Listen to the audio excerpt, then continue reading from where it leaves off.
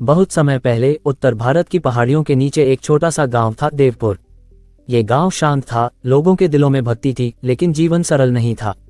यहाँ रहता था एक गरीब लेकिन ईमानदार किसान, रामू। रामू सुबह सूरज से पहले उठ जाता, अपनी 2 बैल नंदी और भोलू को हल में जोड़कर खेत की ओर निकल जाता। उसकी पत्नी गौरी घर का काम संभालती और एक 10 साल का बेटा मोहन पढ़ाई करता था। लेकिन उस साल आसमान रूठ गया था, बरसात नहीं हुई, नदियां सूख गईं, कुओं का जल कम हो गया। रामू बार बार आसमान की ओर देखता और मन ही मन कहता, हे भोलेनाथ, हम गरीबों की सुनो, हम पर दया करो। गांव में अनाज कम था, खेत सूख रहे थे और लोगों की आंखों में निराशा बढ़ने लगी थी। एक रात थका हुआ रामू सोया और उसे एक अद्भुत सपना आया। उसने देखा एक विशाल पर्वत, एक शांत झील और झील के बीच खड़ा एक प्रकाशमान शिवलिंग, और उस शिवलिंग पर जल चढ़ा रहे थे स्वयं भगवान भोलेनाथ। भोलेनाथ ने मुस्कुराते हुए कहा, रामू, तेरी भक्ति सच्ची है। कल सुबह सूर्योदय होते ही उत्तर दिशा के पुराने जंगल में चला जाना, वहां तुझे वह मिलेगा जिसकी तुझे तलाश है। रामू घबरा कर उठ बैठा। पत्नी ने पूछा, क्या हुआ? रामू बोला, भोलेनाथ ने बुलाया है। गौरी बोली, तो जाओ किसान, जब शिव बुलाएं तो देर कैसी। अगली सुबह रामू अकेला जंगल की ओर बढ़ा।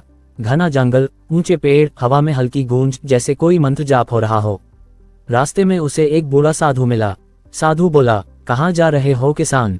रामू बोला, भोलेनाथ ने मुझे बुलाया है। साधु मुस्कुराया, शिव तक वही पहुंचता है जिसे वे खुद बुलाते हैं, आगे बढ़ते रहो। रामू और भीतर गया और अचानक उसके कदम रुक गए।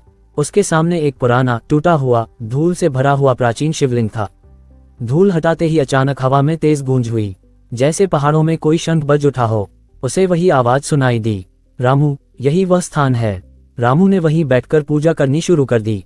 वह हर दिन जंगल आता, शिवलिंग साफ करता, पानी चढ़ाता, फूल अर्पित करता और ओम नमः शिवाय का जाप करता। धीरे धीरे पूरे गांव में चर्चा फैल गई, रामू को भोलेनाथ ने बुलाया है। लोगों ने मजाक भी उड़ाया, अरे भगवान उसे क्यों मिलेंगे, किस्मत वाले को ही भगवान मिलते हैं। पर रामू ने किसी की नहीं सुनी। वह प्रतिदिन पूजा करता रहा। एक रात तेज आंधी आई, पेड़ टूटे, शिवलिंग के पास मिट्टी भर गई। रामू भीगता हुआ भागा, नहीं, मेरे भोलेनाथ अकेले कैसे रहेंगे। वह रात भर मिट्टी साफ करता रहा। उसके हाथ कट गए, शरीर कांप रहा था, पर मन दृढ़ था। सुबह होते ही हवा शांत हो गई, जैसे कोई अदृश्य शक्ति उसकी भक्ति से प्रसन्न हो गई हो। एक दिन पूजा के बाद जब रामू थका हुआ बैठा, अचानक चारों ओर प्रकाश फैल गया। जंगल ठहर गया, हवा रुक गई, पक्षियों की आवाजें शांत हो गईं, और शिवलिंग के सामने खड़े थे भगवान भोलेनाथ स्वयं। जटा से गंगाजल बह रहा था, त्रिशूल चमक रहा था और पूरे वातावरण में ओम की ध्वनि गूंज रही थी। भोलेनाथ ने कहा, रामू, तेरी भक्ति ने मुझे मजबूर किया, आज मैं तुझे वर देने आया हूँ।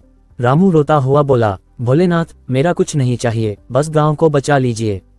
शिव बोले, तेरी निस्वार्थ भावना ही तेरा सबसे बड़ा धन है।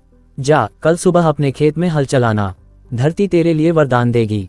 अगले दिन रामू खेत में पहुंचा, और जैसे ही उसने हल चलाया, उसे मिट्टी में चमकते हुए छोटे छोटे बीज मिले।